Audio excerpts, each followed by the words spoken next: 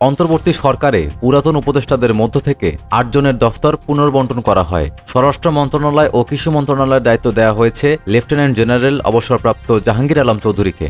আর স্বরাষ্ট্র মন্ত্রণালয়ের দায়িত্ব থেকে সরিয়ে ব্রিগেডিয়ার জেনারেল অবসরপ্রাপ্ত এম সাখাওয়াত হোসেনকে দেওয়া হয়েছে বস্ত্র ও পাট মন্ত্রণালয়ের দায়িত্ব। স্বরাষ্ট্র মন্ত্রণালয় থেকে সরিয়ে দেয়া নিয়ে এম সাখাওয়াত হোসেন যা বলেন, এতে মন খারাপের কিছু নেই। আলহামদুলিল্লাহ, আমার যতটুকু করার সাধ্য ছিল করে আসছি। পাট ও বস্ত্র মন্ত্রণালয়ের উপদেষ্টা করার প্রসঙ্গে এম সাখাওয়াত হোসেন বলেন, এখন যেখানে দিয়েছে সেখানে কাজ করতে পারলে করব, আর অপারগ হলে চলে যাব। স্বরাষ্ট্র উপদেষ্টা হওয়ার পর গত ১২ আগস্ট স্বরাষ্ট্র মন্ত্রণালয়ের সভাকক্ষে সাংবাদিকদের সঙ্গে কথা বলেন এম সাখাওয়াত হোসেন।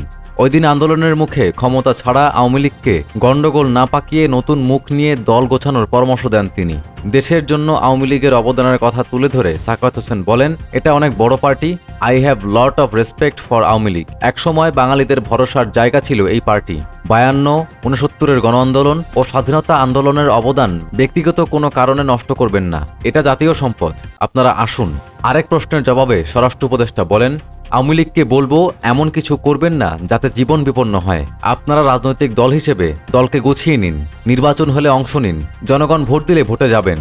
তবে প্রতিবিপ্লবের স্বপ্ন দেখলে হাজার হাজার মানুষের রক্ত ঝরবে।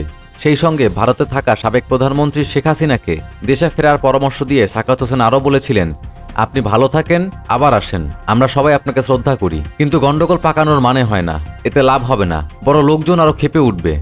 ওই দিন তার ওই বক্তব্যের প্রতিবাদ জানান কোটা সংস্কার আন্দোলনকে কেন্দ্র করে গড়ে ওঠা বৈষম্য বিরোধী ছাত্র আন্দোলন।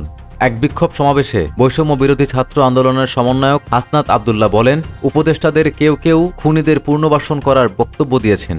আমি মনে করিয়ে দিতে চাই, ছাত্র জনতার অভ্যুত্থানের মধ্য দিয়ে আপনি উপদেষ্টা হয়েছেন। প্রসঙ্গত, প্রধান উপদেষ্টা অধ্যাপক মোহাম্মদ ইউনূসের নেতৃত্বাধীন ১৭ সদস্যের অন্তর্বর্তী সরকারে যোগ দিতে আরও ৪ জন উপদেষ্টা শুক্রবার ১৬ আগস্ট শপথ নিয়েছেন। নতুন উপদেষ্টারা হলেন অর্থনীতিবিদ ওয়াহিদুদ্দিন মাহমুদ, সাবেক মন্ত্রিপরিষদ সচিব আলী ইমাম মজুমদার, সাবেক বিদ্যুৎ সচিব মোহাম্মদ ফাউজুল কবির খান ও লেফটেন্যান্ট জেনারেল অবসরপ্রাপ্ত জাহাঙ্গীর আলম চৌধুরী।